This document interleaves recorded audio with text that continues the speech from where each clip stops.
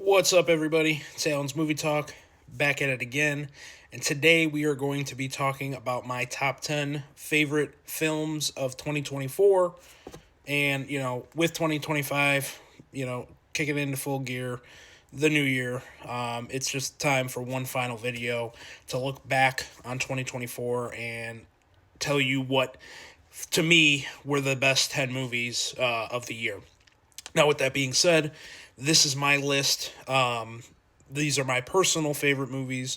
Each title is the one of the movies that I got the most enjoyment out of. It's really just an overall rating, experience, filmmaking, acting, everything is associated with it, and I take into account everything, but it is solely based on my experience. So if we don't agree, that's probably why. If there's movies on that you think I should have had on this list that I didn't, I probably didn't see them. Or I did and I didn't enjoy them as much as some other people did. So keep that in mind once I get into this list, that it's all just my opinion and that's just what it is. Kicking off my list at number 10 is going to be Furiosa, a Mad Max saga. I am a gigantic fan of Mad Max Fury Road. I think it's one of the greatest action films of all time. George Miller's style, the world that he created here, I feel like was fantastic. And I'm someone who is not a huge fan of prequels. I think most of the time that prequels hurt a franchise's legacy more than they help. And to me, Furiosa was one of the few occasions where I actually felt like it added to the experience of Mad Max Fury Road and was a good companion piece to that film. It really just does a great job at making you understand, Furiosa's character and makes you understand why she is and the way she is and where she's at when you get into Mad Max Fury Road. And it does a really good job at just expanding this universe and the lore and the different factions and groups and more of how this, wasteland runs. And I felt like that had me intrigued for the entire runtime of the film. And then when it comes to performances in the film, I felt like everybody all around did a great job. I thought Anya Taylor-Joy did a great job as Furiosa. Obviously those are some very big shoes to fill. Charlize Theron is incredible in Mad Max Fury Road. So having to play that younger version, I felt like she did a great job. She doesn't really talk a lot in the film, so a lot of her acting is done, with her eyes, and I felt like that was very effective in the role. So I felt like she did great. And then to me, Chris Hemsworth as Dementis is one of the best villains of the year. And it's one of the best performances of his career. We all know him for Thor, obviously, and he's had some, roles here and there, but I really do feel like Dementis was one of his career best. And he does a good job when it seems like when he plays villains. So I want to see Chris Hemsworth play a villain in movies going forward. I think it's very entertaining. So, coming in at number 10, Furiosa, Mad Max Saga. Coming in at number 9 was a film that I was very late to the party on, and that is Challengers. I know in my initial review of this film, I did say that I would be surprised if this didn't crack my top 5 of the year. And, I still stand by those comments in the moment because, when I record my reviews, it's typically right after I see the film. And I don't think it's anything that this film did that, made it a little bit lower than I originally thought. I think it was just more the fact that I wasn't thinking about other films at the time. So it was really kind of more of that. So everything I said in my review, I definitely stand by. This is a great movie. Great all-around performances from everyone involved.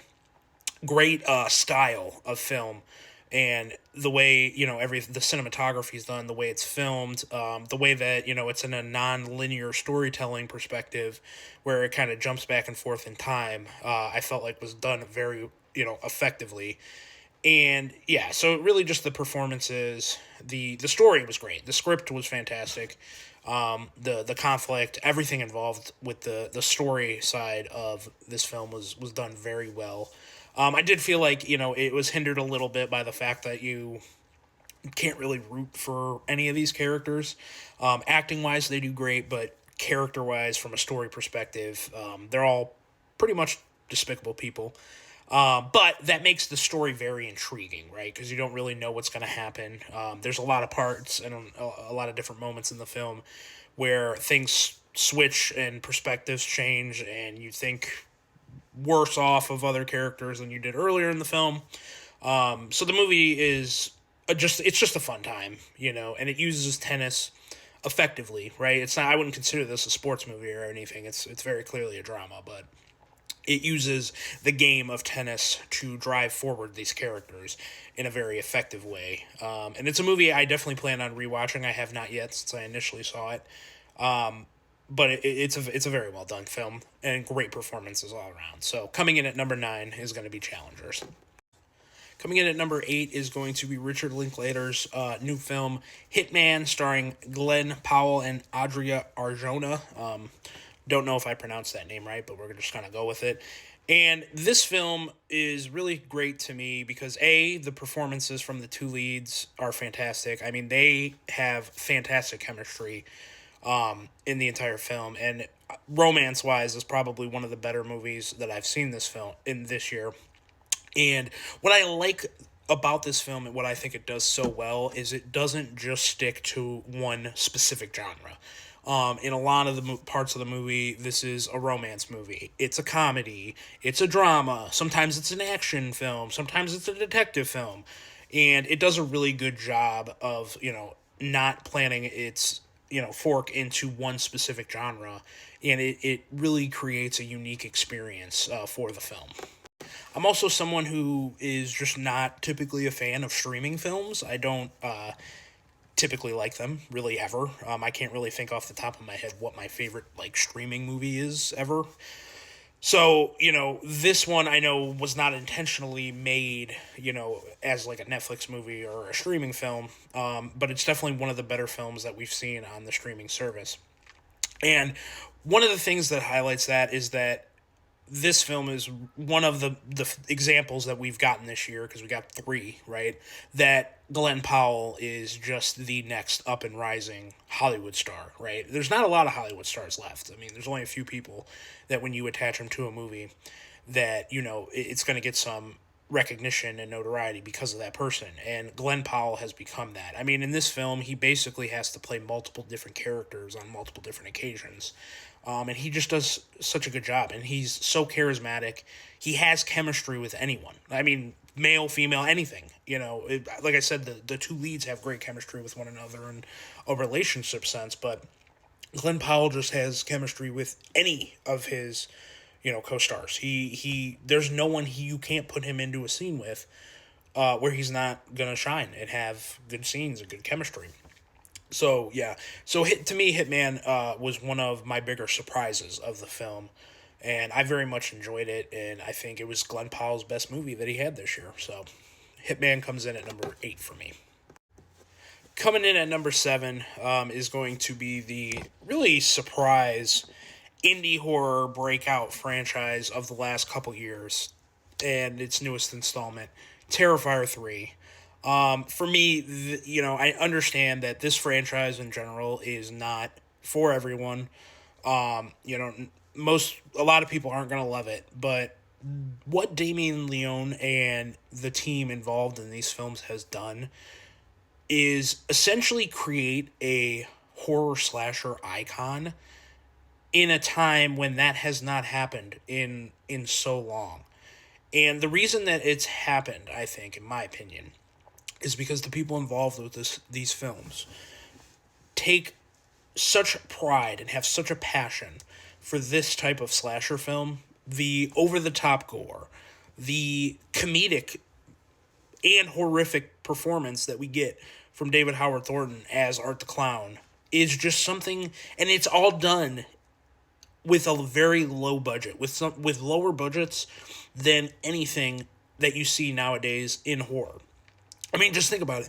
The combined budget for these 3 films is significantly less than what most horror films that go to the theater are made for.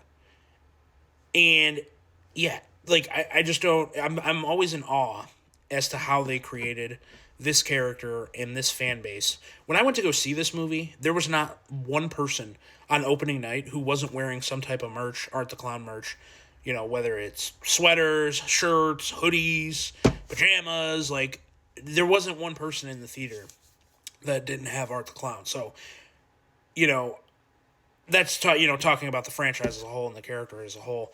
But what I really felt this movie did very well and why it cracked my top 10 for me is it just did such a great job expanding on everything that we got in Terrifier 2. Terrifier 2 was such a big film and it gave us so much information and had crazy kills and gave us a bunch of lore and gave us actual story with, Sienna and her brother and that whole family dynamic. And then this movie just did a great job at kind of scaling it back a bit and being a little bit of a combination of Terrifier 1 and 2, but then also still expanding on everything that we got before. The kills in this movie are fantastic. I mean, there's no doubt about it. There's not one scene in particular that's as good or as effective as the bedroom scene in Terrifier 2, but this one has multiple. It's like every single kill is like its own set piece that they had set up for the film.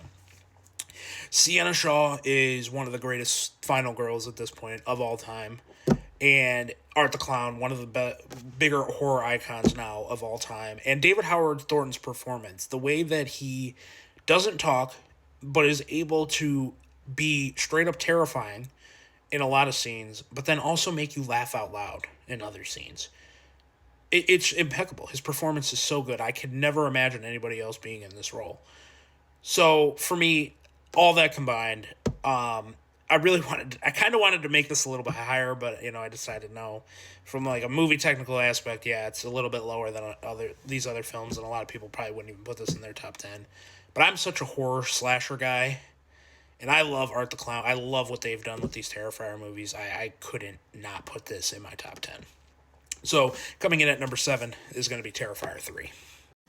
Coming in at number 6 is going to be one of the biggest surprises of the entire year, The Substance. This was a film that I very much enjoyed when I came out of the theater. I wasn't in love with it, but over time, it's one of those movies that when you sit and think about it more, the better it gets.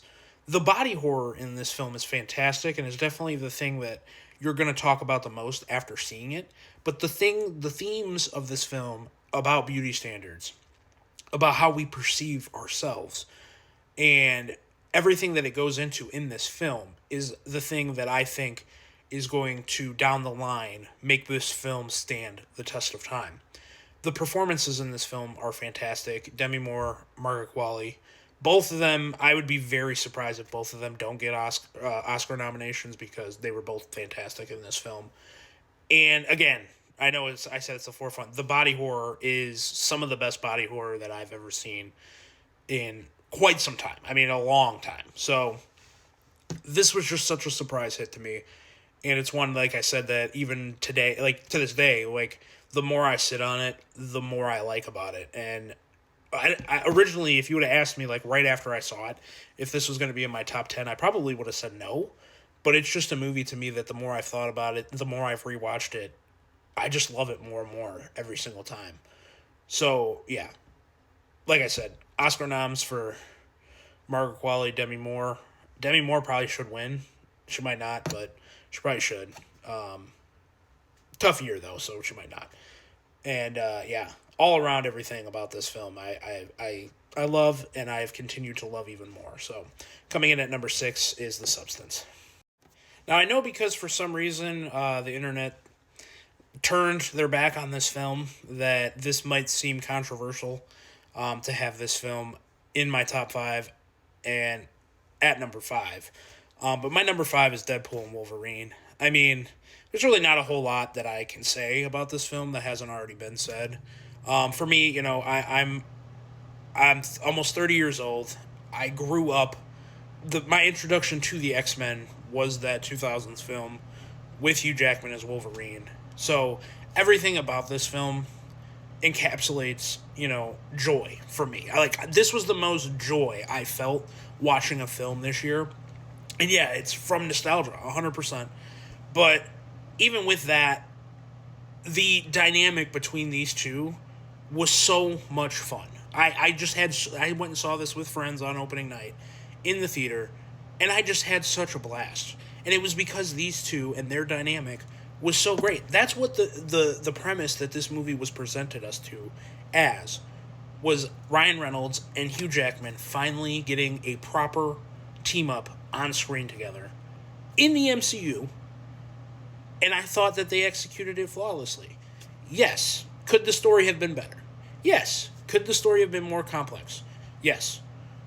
But I didn't care. I had so much fun with this film.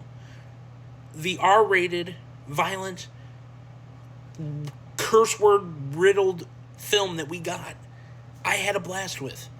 And it hit me in the right feels, in the nostalgia feels. And sue me for saying that, because now I guess it's not cool to like this film, which I don't understand. The same thing happened with No Way Home, too, and that just drove me up the wall. But I loved this film. And it was a comic book film that came out in a year that was just god-awful for comic book films. And this was, like, universally the best film that came out in the comic book movie genre. So, I love this film. I don't care what other people say. I stand by this film. And when Ryan Reynolds and Hugh Jackman team up again, I'll be there opening night. I'm ready for Secret Wars. I'm ready for everything. I know the MCU is... They're in a period right now where they're paying homage to the older actors that, set up and planted the seeds that would eventually grow into the MCU, like Hugh Jackman. And he was great. That was the thing, like, people acted like he was forced to come back, and I know they made jokes in the movie about it, but, like, he was fantastic. I mean, outside of Logan, which is the greatest comic book movie of all time, he had a great performance, and I loved him in this role, and I loved these two together. So, yeah, I'm not going to rant any longer about it, but coming in at number 5, Deadpool and Wolverine. Now, before I get into the next 3 films, so not my number 1, but 2 through 4, I just want to preface by saying that the reason that these 3 are here, and they all did essentially the same thing for me, they were my biggest surprises of the year.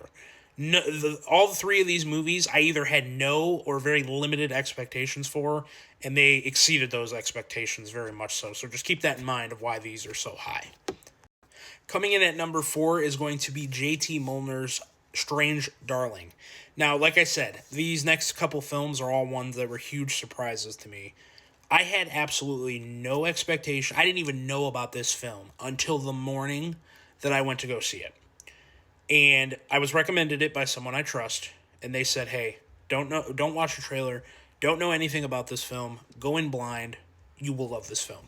So I said, okay, cool. I don't remember what I was going to go see. I was going to go see another movie that day, but I said, you know what, I trust this person, I'm going to cancel that ticket, and I'm going to go see Strange Darling, and I couldn't have been more happy to go see this movie. And it's one of the movies I've rewatched the most this year. And that's why it's in my top 5, because it's one of my favorite movies that I saw this year. The performances are fantastic. Willa Fitzgerald, Kyle Gallner, who is slowly becoming a horror king at this point.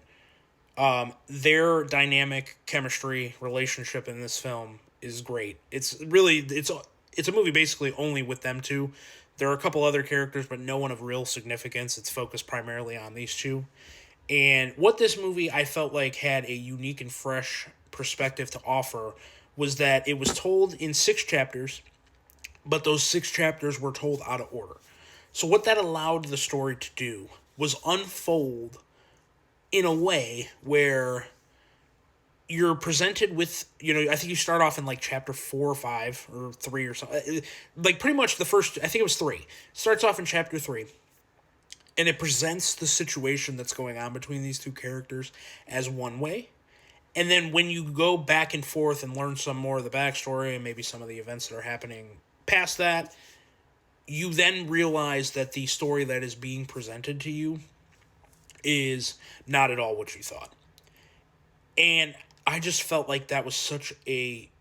Like other films before it have told out of linear narratives, but I felt like this, in the way that it used it and executed it, was unique in its own sense.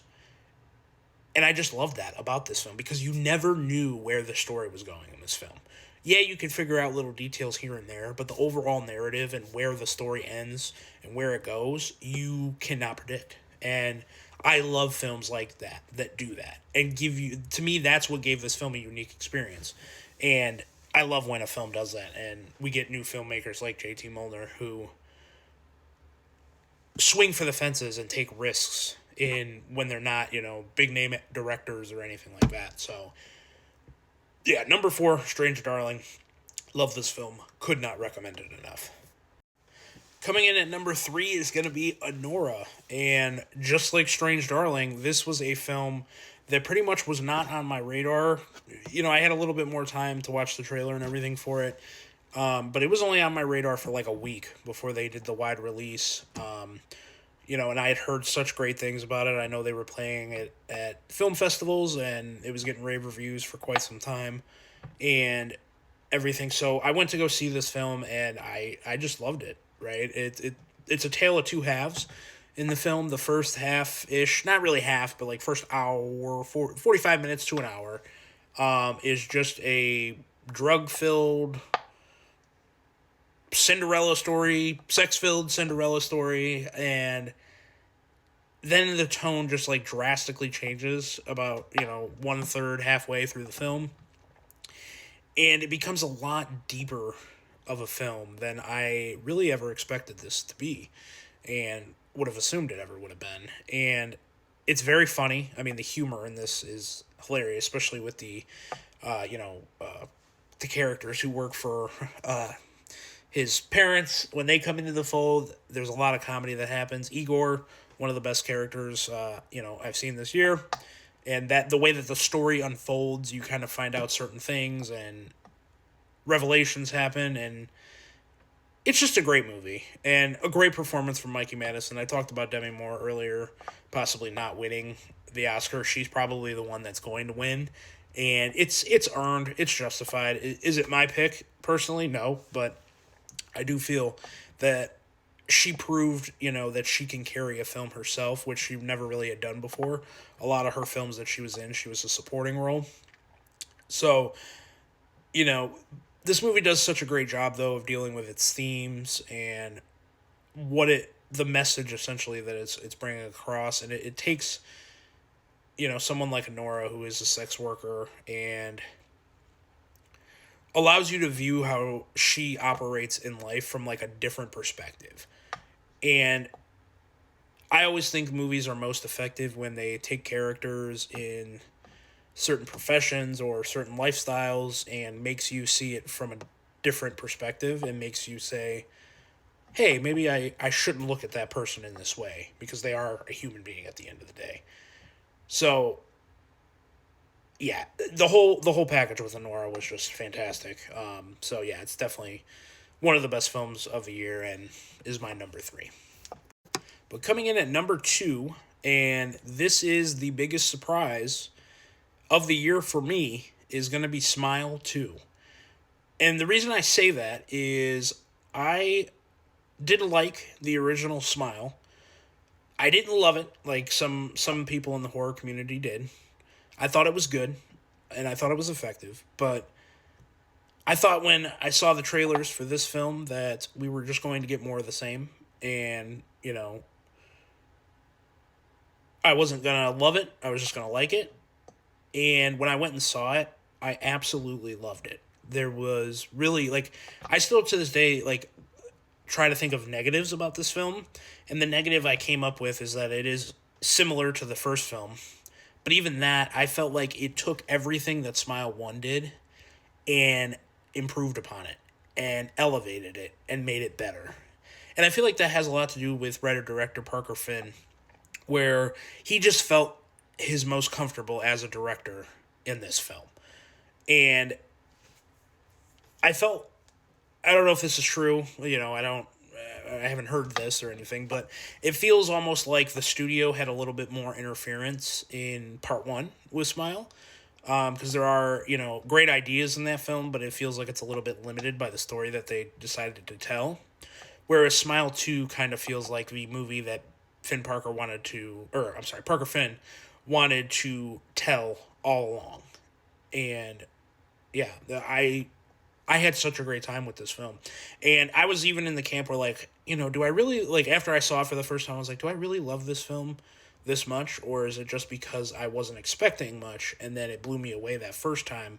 But then on a subsequent, rewatch, I'm not going to enjoy it as much.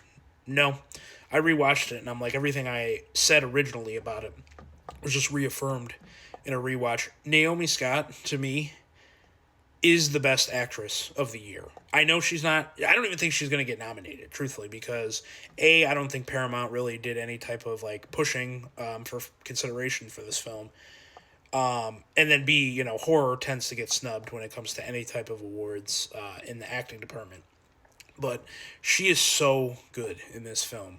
The balance that she has to do with being a pop star, having, not a normal life, and then dealing with all the issues that she has that, come from her past and then come from this movie when the demon attaches itself to her. The performance of this film that she has is just fantastic. And then the movie is just, it's so unsettling and so unrelenting. I mean, it's like this, Sky Riley just like does not get let up on the entire runtime of this film. And I feel like as an audience member, that's how you feel watching the film. It just continuously escalates and gets more and more intense and more intense and more intense. And then you get to an ending that to me is one of the better horror endings that I've seen in years and has me so excited to see where they're going with Smile 3. So I'm not going to continue to go on. I've talked numerous different times about this movie in other videos, so I'll leave it there. But number 2 is Smile 2. But coming in at number 1, and it was pretty much locked up early in the year, is going to be Dune Part 2. I was someone, I never read the book. I never had read the book. Never even saw the original movies, or the original Dune movie. And I saw Dune Part 1, and I didn't overly love it. I thought it was good. I felt like it established this universe very well and, had me interested. But that movie was structured in a way that it was so clearly a Part 1. I didn't feel really satisfied by it, right? It didn't end at a place where I was like, wow, that I could watch that on my own. Dune Part 2 essentially does both giving you the ending of that film, right? So it starts off that way. It kind of gives you the blanket of where you went and goes forward. And it provides an experience on its own that I do feel like was definitive. And you can just watch this singular movie without watching Part 1. But I feel like when you watch Part 1 and Part 2 together, it is just one long epic masterpiece that you get here. The cast of this, I mean, just look at all these players that we have here above my head. The cast of this film is so, so good. The cinematography of this film is so, so good. The score of this film is so, so good. There's nothing about this movie that I did not like, and it's almost 3 hours long.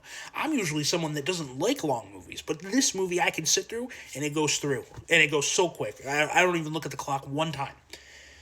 And then 2, what I love about the story of this film, and I know it's adapted from a book, so it's not an original screenplay or anything, but the story I love about this is that it takes all of the tropes of, like, the chosen one and that story that we've seen a million times in a lot of other franchises, and it flips it on its head. Paul is fulfilling his destiny in this movie, but it is not the resounding epic win that everybody wanted. And I felt that was so interesting and created such an interesting dynamic between all the characters and the story. And I can't wait to see where they go with Dune Messiah. And Denis Villeneuve, he should win Best Director. I don't care what, even if this doesn't win Best Picture, if nothing else, Denis Villeneuve should win Best Director. That man, when he does science fiction, is one of the best of all time already. And he's only got a few films under his belt. With, Arrival, Blade Runner, and now these 2 Dune films. The man is one of the greatest science fiction directors of all time. So, yeah, I mean, I saw this in March. It came out in March. I got to see it like 2 weeks early. I went to a fan screening. And I just knew when I walked out of the theater that there was not going to be a better film than this year. And it does such a great job at blending like the typical blockbuster action with the actual great storytelling and the themes and the performances, and just it's well made all around. There's really, to me, there's no faults of this film. I know some people nitpick and complain about certain things, but this is one of my favorite science fiction movies of all time. So for me, very easily, Dune Part 2 comes in at number 1. All right, guys. Well, that's it. Top 10 films of the year. I know this was a long one. Thank you guys for the, supporting me and watching my videos, listening to me talk. I'm going to start consistently posting more, this year. I got a couple things coming up, and I'll post more details when it comes. But here's to a great 2025 and a great new year. And everybody, have a great day. See you soon.